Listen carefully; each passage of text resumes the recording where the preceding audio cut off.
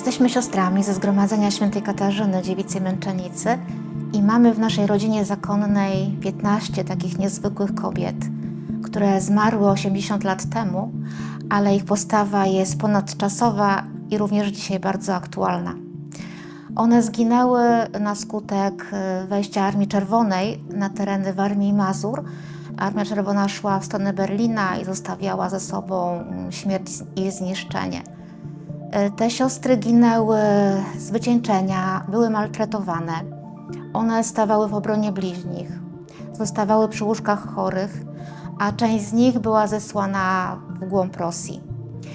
I wyjątkowość ich nie polega na dokonaniu jakichś wielkich, spektakularnych czynów, ale na tym, że one potrafiły przekroczyć siebie w imię wartości, którym były wierne.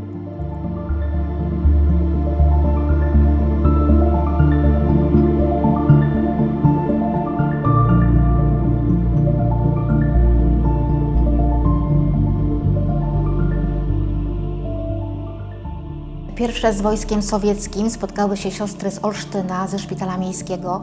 One zostały z chorymi, których nie zdążono ewakuować, z dorosłymi, z dziećmi. Poniosły tam okrutną śmierć. Część z tych sióstr z tego szpitala po gwałtach, po pobiciach została zesłana w głąb Rosji, gdzie do końca swojego życia opiekowały się jeszcze chorymi zesłańcami. Kolejne dwie siostry z Kętrzyna, one zostały przy parafii, ponieważ nie chciały opuścić ludzi, którzy się bali, którzy nie mieli dokąd uciec. One poniosły bardzo taką okrutną śmierć na ulicach miasta. Kolejne to są trzy siostry z Lidzbarka Warmińskiego. One przyjęły do swojego klasztoru bardzo dużą grupę uchodźców. I kiedy wojsko sowieckie weszło do tego klasztoru, te siostry były bardzo obite, maltretowane przez żołnierzy, którzy próbowali je zgwałcić. One broniły się nawzajem i zostały zastrzelone. Następne to są trzy siostry z Ornety, ciężko chore na gruźlicę. Kiedy Sowieci weszli do szpitala, gdzie te siostry były, one w sposób masakryczny zostały pobite, postrzelone, gwałcone. Ale ich niezwykłość polega na tym, że one jeszcze przez długie tygodnie leżały, cierpiąc, bo nie było środków przeciwbólowych i one potrafiły przebaczyć swoim oprawcom i odejść do wieczności w pokoju i w takim głębokim zawierzeniu Bogu. Kolejna siostra podczas przymusowej ewakuacji w Gdańsku zasłoniła swoim ciałem młode siostry, broniąc je przed gwałtami. Nie cofnęła się przed biciem i zginęła w obronie drugiego człowieka.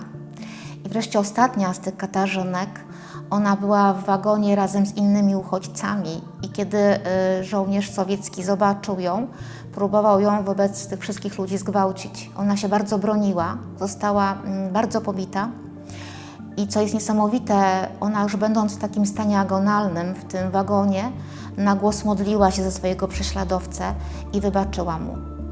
Ona zginęła na dworcu w Pile.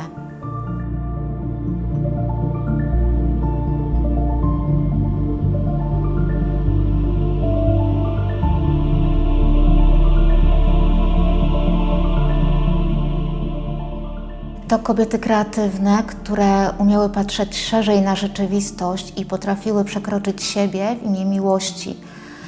One poniosły śmierć męczeńską, ponieważ były wierne miłości swojego życia. Dla nas dzisiaj są wielką inspiracją, ale też są nam bardzo bliskie, bardzo kochane i też czujemy ich ogromną pomoc, ich wstawiennictwo. One dają nam przykład, jak można wzbić się ponad człowieczeństwo i oddać swoje życie w imię wartości i dla człowieka potrzebującego pomocy.